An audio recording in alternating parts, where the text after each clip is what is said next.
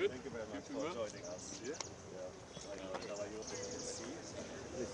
Which side? Yes. Okay. And we have the defense minister of So thank you very much for coming. We really appreciate that. You know how But I would like to thank the ambassador for hosting. I'd like to welcome all the ministers from Germany, from Munich leaders meeting here. And they have, we are very grateful for the wonderful hospitality that you have extended to us. Again, also thank you very much, Sebastian. You were the head of the planning staff of the foreign ministry. The reason why this is very important is that when I took over from Wolfgang Ischinger, who you cars, and only the 6-week-old Reno was not that. Well, you will come to the Munich Security Conference in February, where again the country to open up much more the conference to the countries of the global south. I was.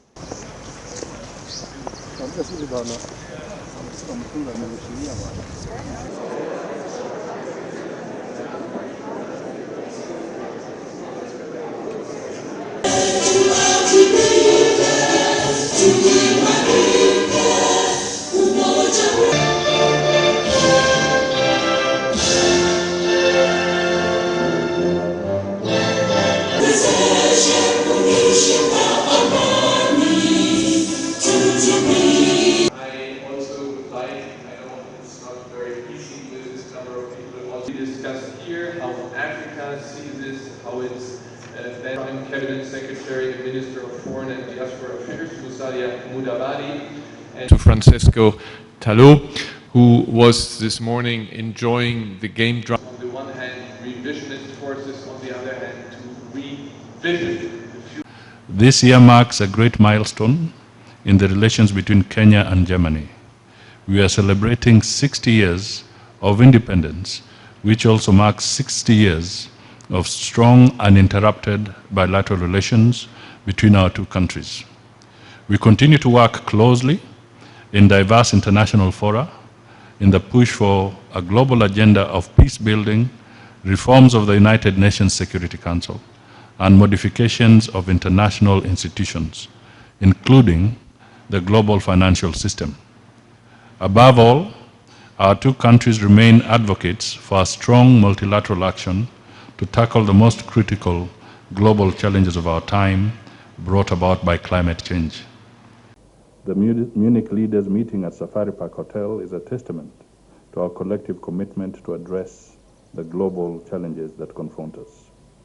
From the onset, I wish to extend our heartfelt gratitude to the Munich Security Council for agreeing to bring the Munich leaders meeting to Nairobi.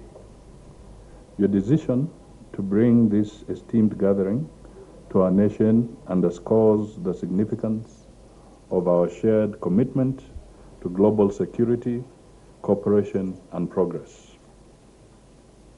Kenya has been a crucial actor in various United Nations peace support missions within the continent and beyond.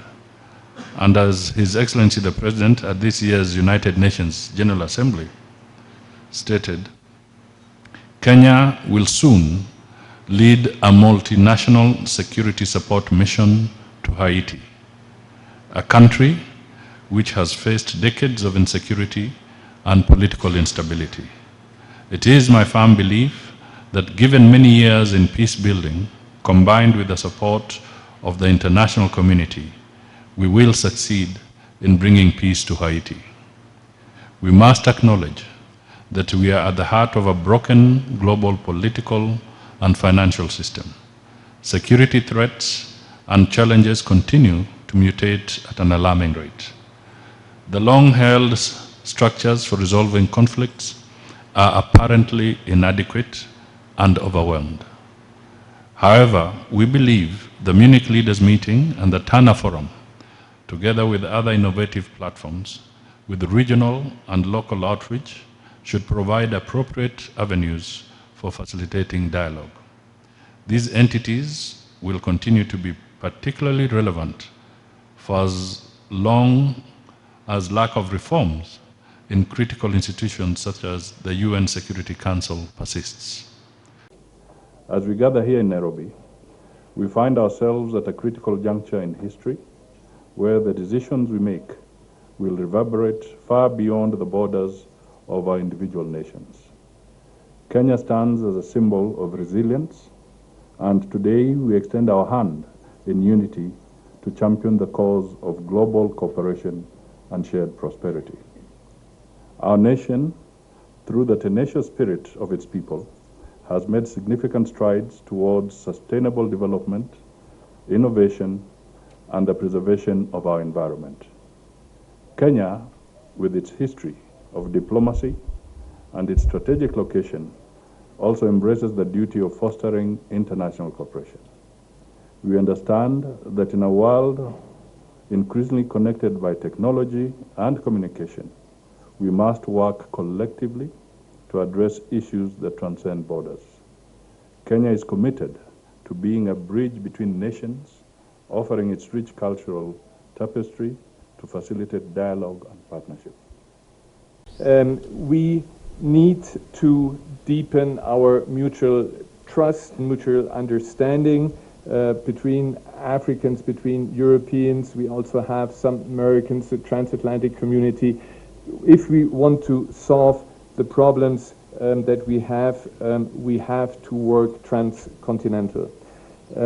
We need to see to it that the international order, which we just discussed at our table, and we all agreed that there is no alternative to the UN Charter, to the international rules-based order, but at the same time, we have to see how we adapt it, how we adapt the Security Council. I know that for Africa, this is something very important, that we adapt the Security Council to the realities of this century. We have to adapt the international financial institutions, and I'm very happy that we have State Minister Annen here and maybe others who just come from Marrakesh, where there were steps taken to actually adapt the international financial institutions to the needs of today.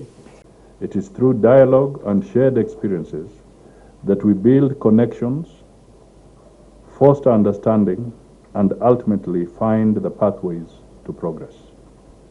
As we dine and interact, let us carry with us the inspiration to create a better world, a world filled with cooperation, empathy, and opportunity.